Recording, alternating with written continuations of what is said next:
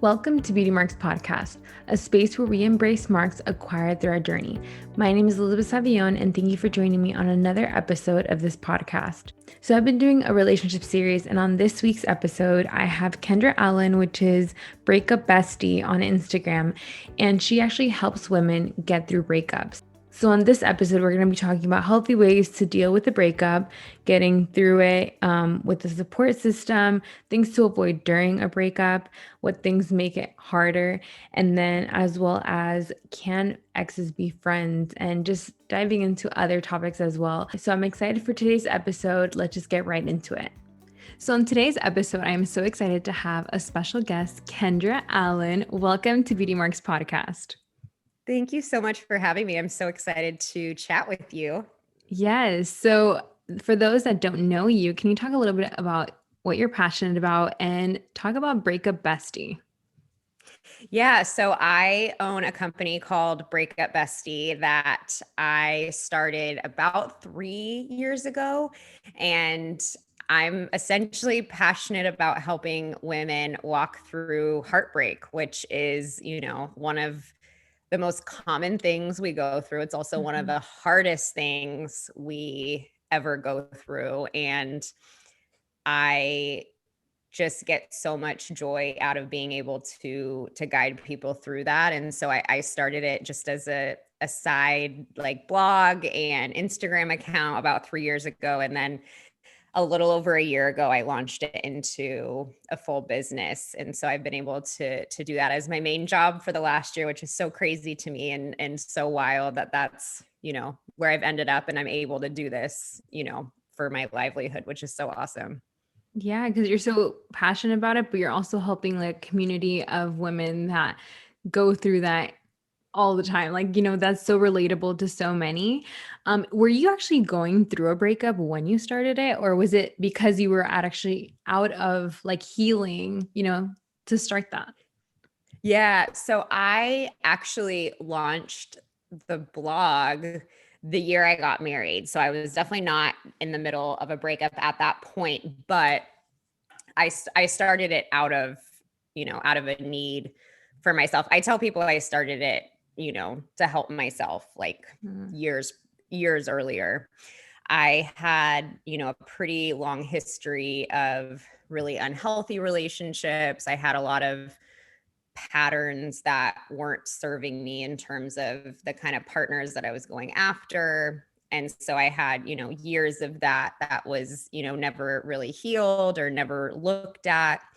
And then I got sober when I was 21, and which, really forced me to take a look at myself because I no longer had these like numbing agents that I used to, utilize. And so I went through a really, really hard breakup in sobriety. And it was the first one. It was the first really hard breakup I had gone through sober.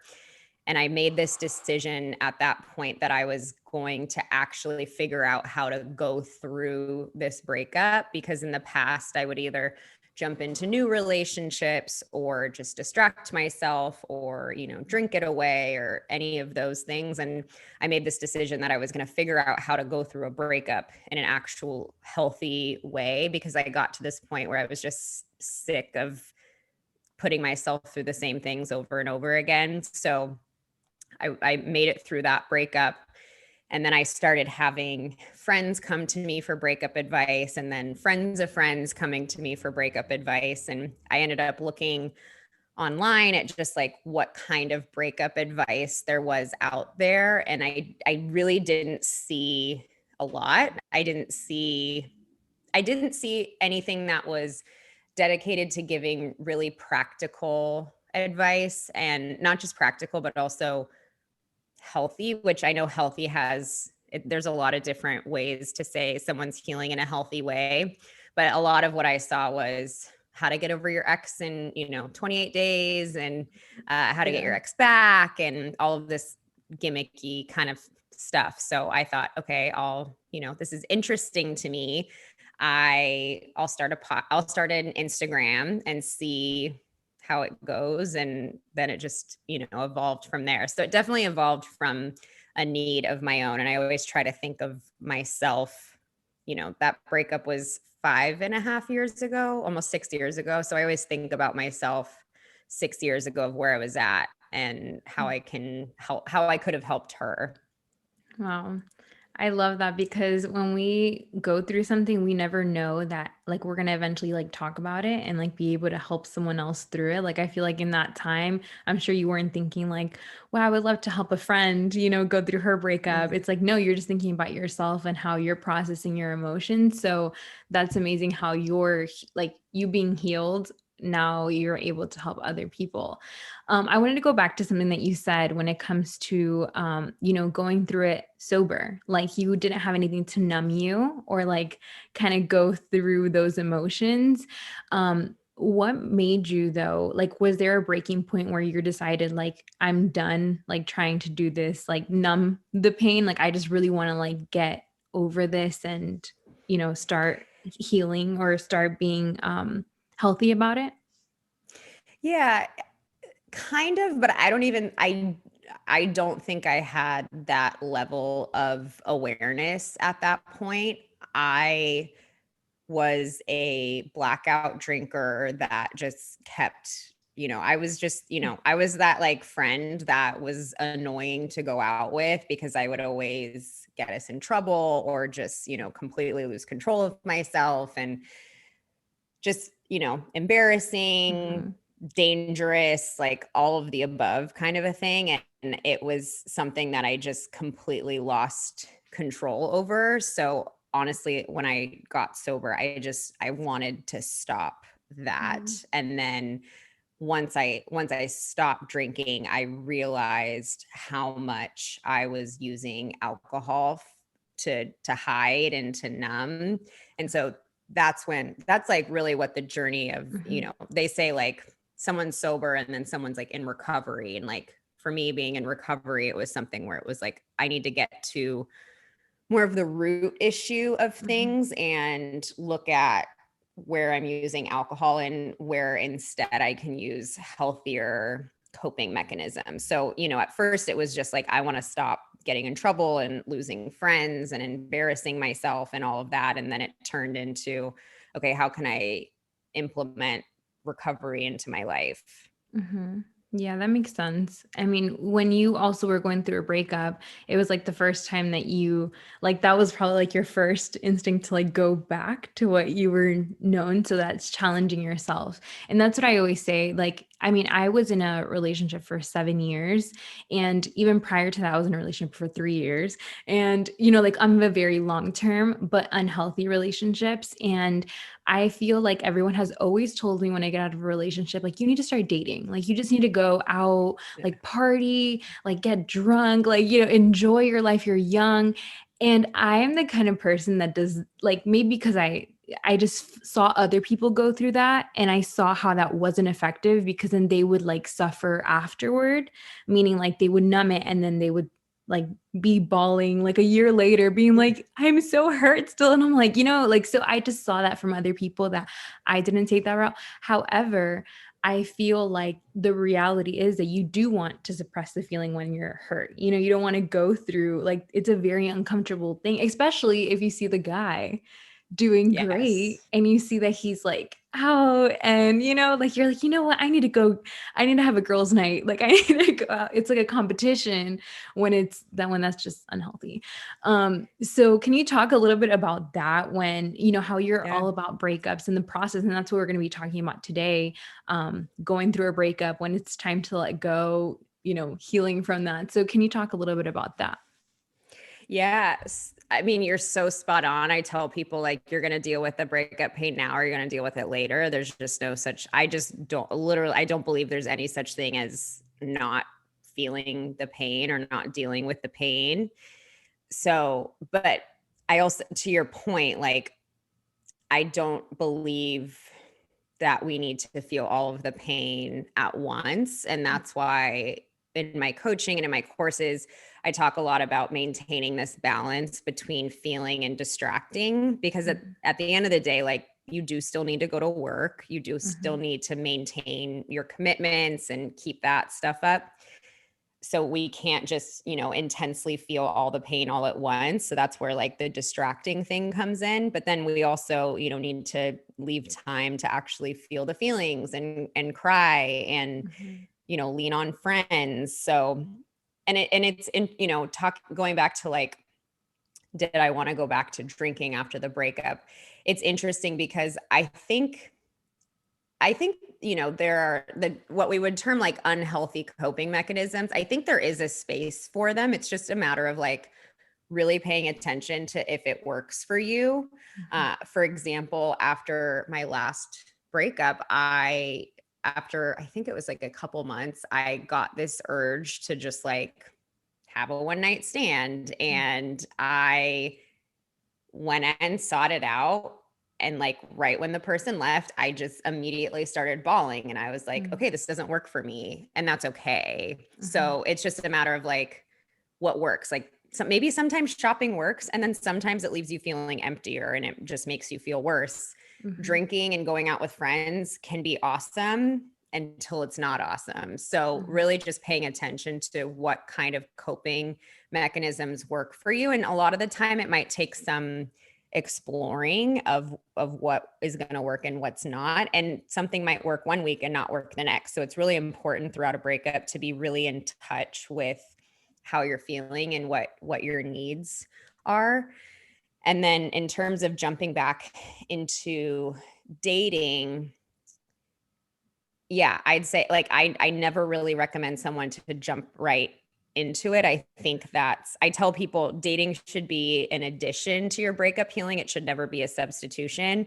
That should never be the only thing you're relying on to feel better. But if it's something where you are, going to therapy or you're journaling and you're talking things out with your friends and you're taking care of yourself and, you're doing all of those things. And then on top of that, you want to try dating so you can see what's out there and, give Mhm. yourself a little bit of hope in that sense. That's awesome. But again, it's like totally paying attention to what's working for you. I've seen a lot of people where dating adds more anxiety than it Mhm. needs to. And so I say, okay, we'll take a break right now. We don't have to do it. But if it's actually really helping and you're seeing, wow, there's people out there other than my ex, then that's great. So it's, Mhm. not a one size fits all, except for the fact that I definitely don't agree with jumping into something right away. Yeah, I love that you touched on a little bit of everything when it comes to that because it's true. It might work for one person and someone else, it might make it worse, Or when you Yeah. start dating around, then you also kind of see like if you're ready. Like I feel like you're never really ready to get back out there. And that's what my friends would always say, like, you need to get off the porch. Like you need to like, go and Yeah. like just talk to someone, like not even like, anything special, just like make a conversation with someone else, like other than your ex. So it's like those little things, and then you kind of see where you stand at that. Because if you never do it, then you don't know where you're at. Like, am I good? Like, did that trigger me? Like, was I thinking about my ex the whole time? Like, like it's something to look at. No, that's a really, really good point. And I agree. I tell people you should never wait till you're completely healed to start dating because I truly think that the last part of healing from a past relationship a lot of times takes place in a new relationship where you kind of reassure yourself that okay, not all people are like this, or I am worthy of love, and those kinds of things. And so, but it is a really good way to gauge where you're at. And I also tell people like your first date after a breakup, it's not surprising that you're thinking about your ex. It's not surprising that the person that you're sitting across the table, all you're doing is comparing them to your ex. It doesn't mean anything. It doesn't like Mhm. mean some huge thing of you're supposed to be with your ex, you're not meant to be with anyone else. That's not what it means. It just means that was the last person you were with. You were with them for a long period of time. Now you're with someone new. It's going to feel weird at first. So you're just going to, compare them. So I tell people that too, just so they realize that it's not out of the ordinary. Yeah, that's very true. So now that we're gonna get into the main thing about breakups. So there's a lot of people going through breakups. Valentine's Day is coming around. Like a lot of people try to like X this holiday, like it never happened because it's a very, it brings up a lot of things, especially like if you're going through a breakup, you still are dealing with the breakup issues or the feelings. So how do you feel like people can get through a breakup? Yeah, I mean, there's so many things I think that lead to being able to get over a breakup. But I think there are a few key factors that everyone should do. And, the first one is I tell people, like, if you had to go through a breakup on a deserted island and you could only bring one thing, like, it should be a journal. Having a regular journal practice is so key to going through something tough like a breakup, because it kind of forces you to get really honest with where you're at and what you're feeling.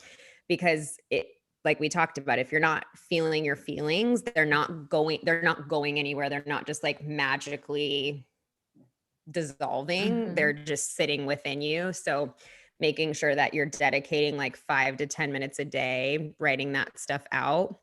I would also say, having, really leaning on your support system. I don't really feel like we can go through breakups on our own. And I think that was a big obstacle of going through a breakup in 2020, is because we didn't have access to our friends as much. Mhm. But, having like 2 to 3 core people in your circle that know what's going on, that you stay current with the breakup, that you're open to hearing their advice, that you feel like you can, go cry to them and, Mhm. say, I'm still not over it. I'm still having a really hard time.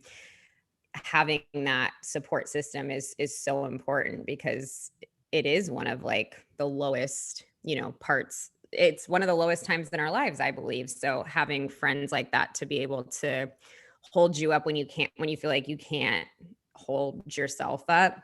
And Mhm. then I kind of already touched on it too, but having that healthy balance between distracting and feeling your feelings. I think and even, this year people said, what do I do if I just have to sit at home all day? And I told them, like, you know, do a puzzle, like set up things with your friends on Zoom, like really making sure that you're staying busy up to a certain extent, because if you just sit all day and think, all you're going to think about is your ex. And of course, Mhm. that's going to make you feel absolutely miserable. So it's not something, I don't believe we can go through a breakup where we just, sit and let time take care of it. I think we have to be a really active participant in the healing process. So making sure you're staying busy. And I'm hoping this year there will be a lot more things people can do to stay busy, because Yes. this year it was definitely a stretch. Even with my own advice, I had Mhm. to Get creative. reconfigure all of it. Yeah.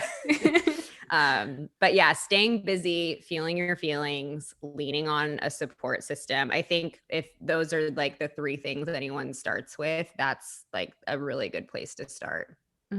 Yeah, I don't know how I have 2 sisters and they're like my ride or dies. But I also have 2 like really close friends that have helped me through my breakups and they have been there through the times, being and I heard your episode when it said that when you were talking about friendships and you were just saying that like sometimes when you're going through a breakup, you feel like a burden because you feel like you Yeah. either like bring it up a lot or like you feel like it's the same thing and you feel like they're gonna be like, ugh, like here we go. But most of the time, like people want to be there for you. You just need to like let them know how they can help you. And I really think that that's true because I've put myself in that position that I feel like, man, no one can relate. Like, because if you have Yeah. friends that are maybe married or like, they're at a different season in your life. So you also feel like, can they really relate to what I'm going through right now? Like, I feel like it's like, let me just go through it by myself. But it's like, it will always be better if you go through it with other people, even if it's 1 or 2 people. Yeah. And I did this on my Instagram stories last week, just saying how we really like to think we're a lot more unique than we are, which, I tell people there are so many different situations and circumstances that lead to breakups. But if I Mhm. lined up 1,000 people going through a breakup, I could narrow down their feelings to under 10 things. Mm. We're all feeling the same things. Yes, Mhm. you got cheated on, yours was emotionally unavailable. There's all these different things, but at the end of the day, we're experiencing the same feelings. And I think when we in our minds think mine's different, no one knows what I'm going through, you're completely blocking yourself off from the support that could really help. And I'd even say with, if you feel like you're the only single person in your friend group, my guess is that even your married friends, they've been through breakups. And if not, they've been through something hard. And if even not that, like they still know how to support a friend. So like they'll still love you. But my guess is they know exactly how you're feeling. So that was a great point of like making sure that you say, okay, maybe they haven't been through the exact same thing I have, but they know they love me and they want to be there for me.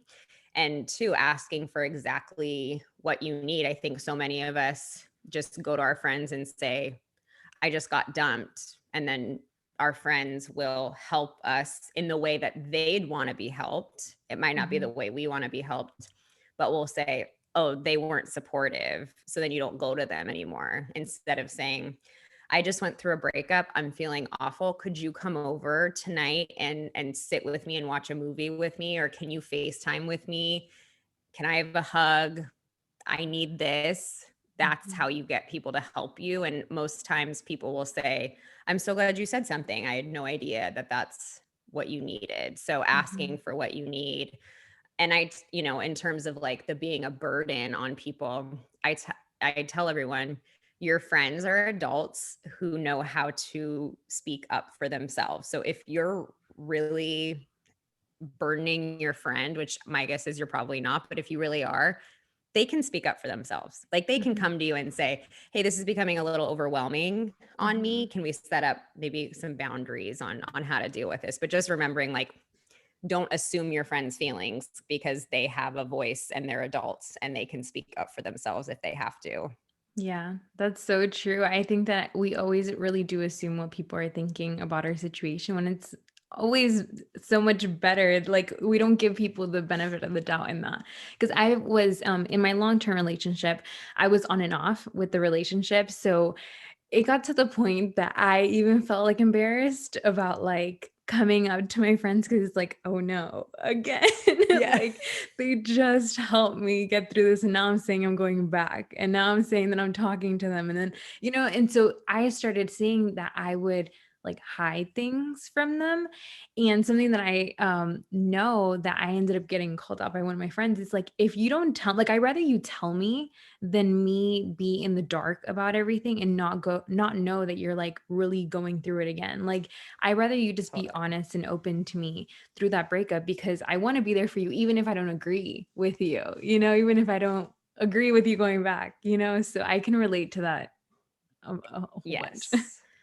I tell people that all the time. So many people will say, oh, my friends aren't really there for me, but I haven't really told them what's going on. And I say, how would they know how to help you if you don't even tell them that you're hurt?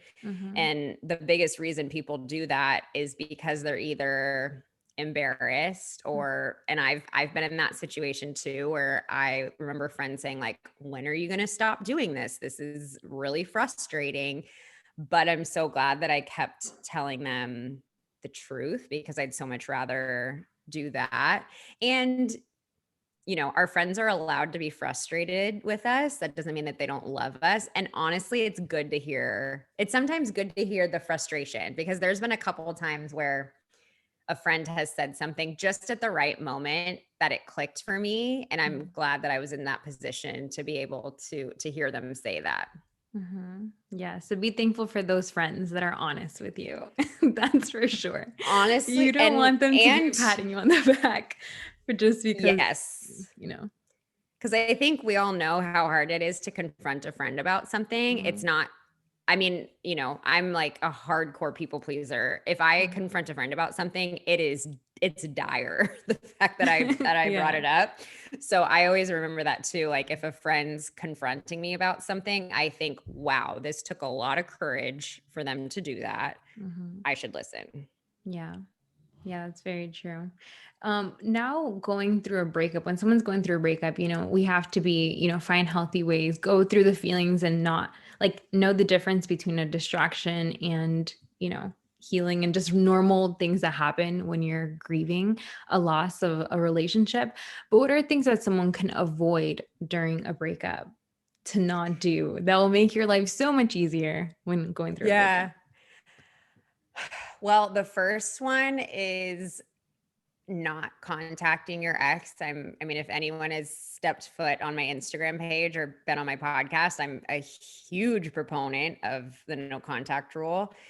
It just, yes, people can make it through breakups without the no contact rule, but it's pretty much like a surefire way to make it harder and make it last longer. Because, you know, if you think about it, every time you hear from an ex, you get this like rush of feelings that come up, all your old feelings come up, and it makes it really hard to get over them because every time you hear from them, you get that sliver of hope that maybe you guys will get back together and maybe you shouldn't move on. And, you know, so not contacting your ex, not trying to be friends with an ex. I just the heart doesn't have a switch that allows you to say, okay, this person's now a friend. We have no romantic feelings towards them. That's impossible. And Mhm. trying to do that, like one person always gets hurt when there's a friendship involved, in my opinion. And I know Mhm. people have different opinions, but Mhm. that's mine. uh you know, not stalking social media. That's a really, really big one because we're in a position in a moment in time where you can see everything about someone by looking at their social media. And that's just not great because I find that if you're looking for something, you're going to find something. You're going to find like, okay, they liked this girl's photo or they started following this new girl. They're Mhm. dating her. How dare he? And you just create this like entire story in your head that's may or may not be true. Yeah. You know, I had one of my girlfriends was going through a breakup and she was stalking Venmo of all places. And she saw that. I've actually heard that before. No, I'm like, I tell you, I'm like, Venmo is, you got to watch Venmo. But she saw that her ex paid some girl for something. She created this entire story in her head and he went and got a freaking haircut. Like Oh my but goodness. she created this whole thing in her head for nothing. So Mhm. it's like, it's a lose-lose situation. If you Yeah. see that they're happy, you're going to be sad. If you see they're sad, you're going to want to reach out to them and console them and, you know, be like, if you're so sad, why'd you break up with me? So you're never going to find anything good, basically. So Mhm. that's very important. And then I think, you know, the last thing is just not jumping in.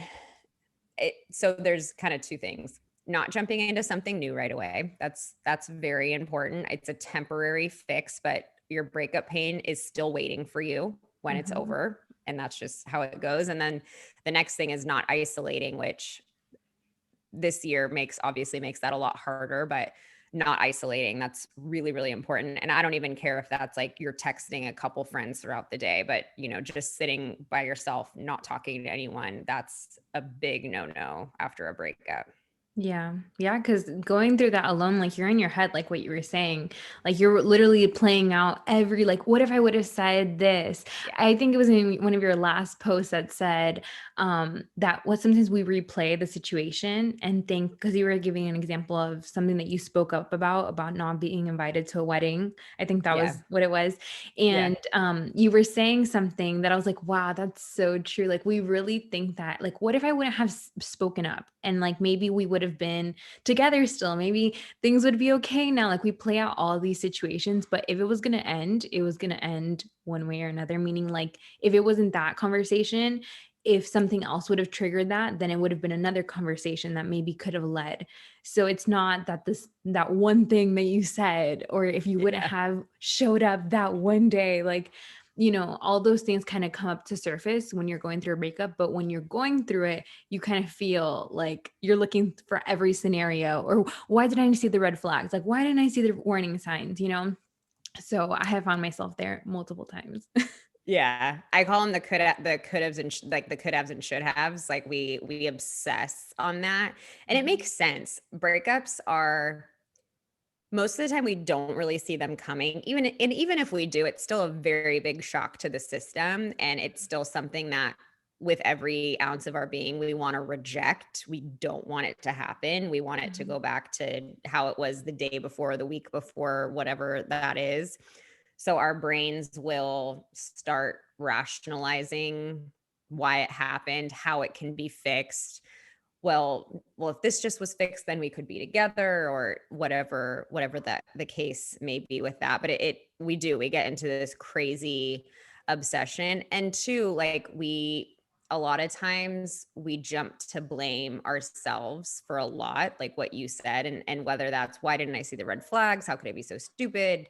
Da, da, da, da, da. Or like, I was too needy. I wasn't enough. I should have done this. I should have done that. So we're really quick to blame ourselves. And I think the reason we do that is because we feel like we can actually change ourselves. We can't change the other person.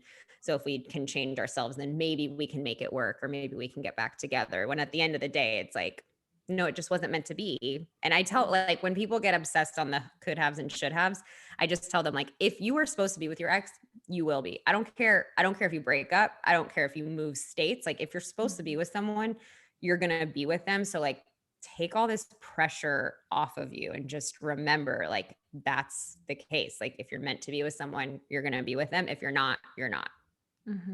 Simple as that. Like, you don't have to force to go back or beg. I know during breakups, we do some stuff that we look back like, did I really do that? Like, if it's either beg for them, show up somewhere to see something, or like stalk. I've heard how you said it's rough. I've heard everything under the sun. Whenever a coaching client will be like, I'm so embarrassed I did that, I'll be like, I honestly guarantee it's not something that I haven't already heard. Like, it drives us. What's the worst thing that you've heard? Just for for someone that maybe feels like, no, my story is rough. Well, I've heard, like, there's services that like basically will like anonymously send someone like a box of glitter, or like I've heard a lot of people do that, where they'll like anonymously send their ex like a bag full of glitter, so it like gets everywhere. Yeah, like in the car. I saw that they like put glitter all over the car. Yeah, so like sending stuff like that. I mean, I've heard of people who will go like look at like their ex's like company's work schedule to see when they're working, so they can like show up at their work. And especially when I was drinking, like I was this person that like was drunk and called my ex like 15 times in a row, because they don't answer the first 3 times. Like, I don't know. We're going to make you answer. Yeah. They'll answer the 15th time. So I've definitely done that before. So yeah, I've definitely, it's so important that I tell people, like, all the stuff you're feeling is so normal. I got a message from a woman yesterday, and she's like, I honestly like wish, like, I want my ex to be miserable, and I feel so bad that I feel that. And I'm like, she's like, why do I feel that way? I said, because you're human. I think we've all had that thought of like, we don't want, like, yeah, it'd be great if we could walk away from an ex, be like, wish you the best, just want you to be happy. But that's never what we think. It's like, I want to find someone before they do. I hope the next person that they're with is awful. I hope, they lose their job. I hope, we hope like the craziest things in our heads, and it's normal. It's like not anything to be ashamed about. So that's always been a big thing that I've wanted to do on my platform, is to normalize feelings and like remind people that we're human. Breakups hurt, and hurt leads us to do some wild things sometimes. Yeah.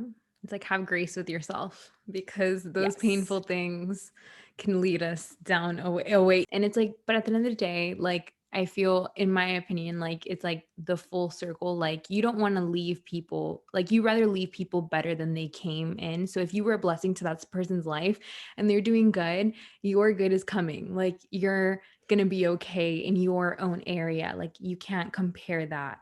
or maybe their downfall is yet to come. Who even knows? Yeah, no, and that's so true. And that's a very common question I get is people will say that how could their ex have moved on so quickly? And that, yeah, of course, that's really painful. I think that's our biggest fear after going through a breakup is having to see our ex with someone else. That's why not following them on social media is such a good idea Mhm. because you don't want to see that. I don't care how strong you are. I don't care how long it's been. When you see your ex with someone new, it stings just Mhm. no matter what. So, but I tell people it's like you never actually know what's going on. Your ex could be someone that can't be alone. Your ex could be someone that doesn't know how to deal with pain, so they just have to be with someone new. It's like we just never know the situation, and even if you are looking on social media and you see your ex is like out and so happy, that might not be what it actually is. Like we don't post pictures of ourselves crying on Mhm. social media. That's just not how it works. So Mhm.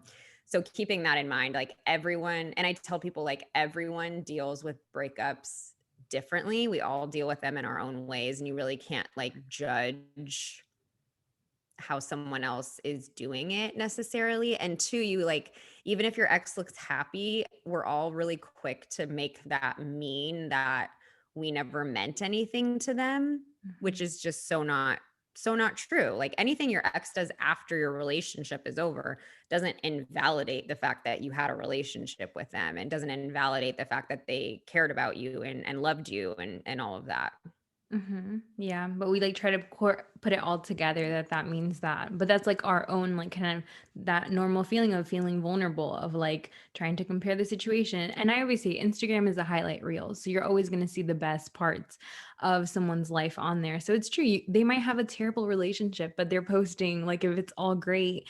But that's someone's always biggest fear is that they're going to be better for someone else. They're going to, get with someone else, and that might not always be the case. They might continuously do that to someone else in the future. I wanted to ask about being friends with your ex. How about if your ex wants to be friends, or maybe they think it's dramatic that you're blocking them if you Mm. have a big history?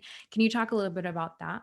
Yeah, as I said earlier, I just don't believe it's helpful. I actually don't think it's helpful to either party, to be honest, Mhm. but and I can't make assumptions for people's situations, but from what I have seen, this is why people want to be friends with the person that they just broke up with. It's either that they don't want to seem like a total bad guy and they like think that saying they want to be friends is like you know, like reaching out a hand and being like, I'm not a total bad guy. We can still be friends. So that's one. The other is that they really like the companionship and they like the friendship, but they just don't want to be responsible for a relationship. So that's like not a great case either. And I think if you're someone that got broken up with, most of the time you want to be friends with your ex because you just don't want to have to deal with their complete absence. You'd rather have a little bit of them than none of them at all. You also think that if you can be friends with them and still be in their lives, that you can like kind of weasel your way back into being in a relationship with them. And you think that if you're around, they're less likely to date other people. So basically, what I'm saying is like Mhm. none of them are like actual great reasons to be friends with an ex. It's either you are, you know, getting something less than you deserve, which is like just having to be a companion to someone you're in love with while they say they don't want a relationship. Or it's because you're avoiding the inevitable um, of having to completely let go of the person. And then to answer the question of like, if I got broken up with and my ex wanted to be friends and I said, no, I'm not going to be friends with you. And they tell me that I'm being dramatic, that's their thing. They're getting defensive. Their ego is hurt in some way and they don't want to feel like a bad guy. So in turn, they make you the bad guy, basically. Mhm. So that's like never a reason to not walk away. And honestly, I'd say that like if someone really wanted to be a good friend to you and you expressed like, hey, I can't be friends with you because it hurts me too much. If they were a true friend, they would respect that. And they would say, I can totally see that. Take all the time you need. I'd love to be friends with you in the future. That would be what a real friend would say, rather than you're being dramatic, you're being crazy. Wow, that's so true and so good, because if they really were watching out for you, it wouldn't be a selfish thing. They would want the best for you. So they would say, I love you, I care about you, but I know how it's going to hurt you and how you're communicating, how it makes you feel. I'm going to respect that and leave you alone. Because I know multiple Yeah. people that have told their ex, like, never contact me again. And then they like find a way to reach out to them because of like how you said, I think it's more the ego, like, because you don't Yeah. want to be the one that gets rejected. Like, it's like, wait, I broke up with you, but then don't block me because that's Yes. not fair. And it's like, what? Like, I can do whatever I need to do to heal or that process. Or they also don't want you to move on. So then they like keep you around to play, A lot of it's, games. yeah. A lot of it's a power thing too. They like still kind of want to feel like they have power. Like they want to know that like if they reached out to you, you would respond. Or like if they said like, "Hey, do you want to come over?" you would say yes. Like Mhm. that, that feeds their all ego. That feeds their ego, and they want to still have like some kind of power. So, but that's a big thing when going through a breakup is we already feel powerless. When you get dumped, it feels very powerless. So any way that you can hang on to your own power is great. And anytime that you can like empower yourself by setting boundaries and saying, no, I don't want to be friends with you, that's all going to really lend itself to your healing. Mm-hmm. Yeah, because you're actually like doing that more for yourself. It's like really all that energy that you focused on them. It's like now you're using it on you to help yourself and heal for yourself. It's like maybe someone might not understand. And maybe, like how you said, maybe if that person's supposed to be in your life in the future, they will. But in that moment, you still need to heal regardless, because whatever hurt you was difficult and you're hurting at the moment, so like you need to get through that, and then the future we'll worry about that when we get there, instead of trying to like not want to leave the person because you're like, wait, but like what if in the future, I feel like we end Yeah, up lingering long term there. exactly. And I tell people 6 months from now, do you want to be in the exact same position you are now because you're waiting around? Or would you rather like have invested the last 6 months into yourself? I also tell people there's no harm in healing. It's not going to hurt you at all. And if you're afraid that by healing you're not going to want your ex anymore, probably shouldn't have your ex anymore. Like if you taking care of yourself makes you see that that's not a good person for you, it's not a good person for you. So Mm. that's always how I look at it, because I do see a lot of people waiting around for years. Honestly, I've seen people wait around for years for their ex to change and come back, and it just doesn't happen. And then it's like, you also feel like if they don't come back, then that again is on you. It's like, but what about if you actually get to choose that if they come Yes. back, you can decide that you don't want them or you do? Like if you turn it, instead of focusing so much on if they're going to come back or they're going to choose me. And I feel like a lot of women do that. Again, I'm not a man, so I don't know fully what happens during the breakup. I think, in my opinion, maybe we can talk about it real quick, but I think that they do process hurt just a little different, but they do They go through do. their own pain. Right. So for all the ladies that think that like your ex is having a wonderful life, they still are suffering in their own way. Right. Yeah. No, if people could see the DMs that I get from men, I think they would be very surprised, because they do struggle. They struggle in their own way. I think it's true. And I swear I found some research study on it, but I swear it's true in the fact that men do process pain later than women. Mhm. So that's why maybe right after the breakup they seem pretty unfazed, and then it hits them later on. So I think that's true, just from what I see. But no, men definitely do really really struggle after breakups. It just looks differently. And I've had a lot of men message me and tell me that it really sucks because they feel like they can't struggle. They feel like they need to man up and go date around and do that stuff. And Mm. they're like, I don't want to do that. I'm hurting. And so I always tell people, like, keep that in mind too, is, men are kind of put under this like societal thing where they can't express their pain, but it is there. Wow. I guess they're not all the same. No, they're not. They're definitely not. We always think they're going to go and date someone else. It's like, maybe they're just really crying at night. Like, who even knows? Yeah, we honestly have no idea. And that's why it's so important to just focus on yourself after a Mm-hmm. breakup, because if you try to like decode what your ex is thinking or doing, you're always gonna, when we have this like blank space in our head of not knowing why someone did something, we're going to create a story because it's like this blank unknown that we have. And typically we're going to create not a great story. We're not going to be like, oh, I bet they're going to therapy and healing and, doing all this stuff. That's not what we're going to say. They're out with another girl. That's what we're going to create in our head. So just know that like when you have an unknown, it's going to create like a really painful story. So, but it's not true. It's not necessarily true. That's just like our worst fears that we start dreaming about, or like we wake up and we're like, I had a dream about him with someone else. So that means that he's dating someone else. It's like we make all those things that might not be true. So Kendra, what's the last piece of advice that you might want to give someone that's going through a breakup that is in either that beginning stage that is painful? What advice do you have for her?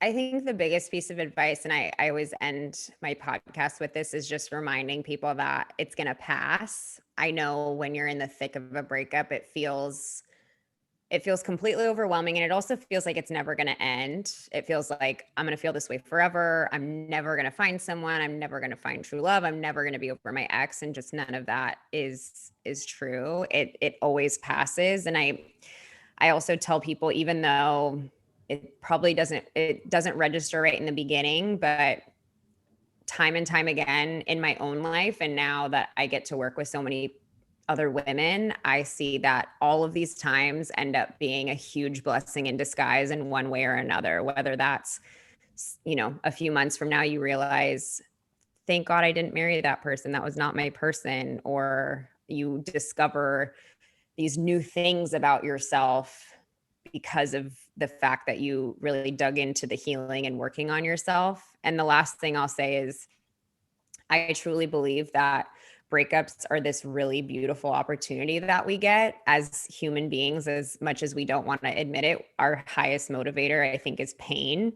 And we get very few opportunities in life where we're in so much pain that we're actually motivated to work on ourselves and do some of the hard work and the digging. And breakups are one of those times. So it's this awesome opportunity to get to know yourself again, figure out what you like, what you don't like, what kind of partner do you want to have in the future. So make sure you're also looking at it in that way too. It's like, let the breakup like help you heal and help you become the best version of yourself versus break you, to the other extent. So I love that. And I love what you do. Honestly, like every time that I have experienced a breakup, it's like every thought that I've had, like you talk about it.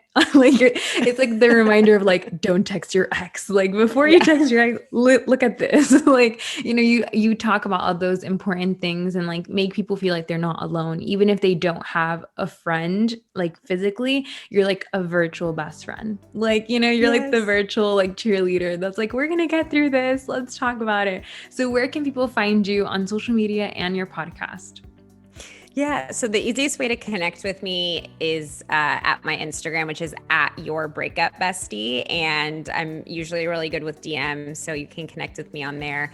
And my podcast is Heal Your Heartbreak. You can search it, iTunes, Spotify, and Google Podcasts. And then all of my courses and all my offerings and coaching information is on my website at breakupbestie.com.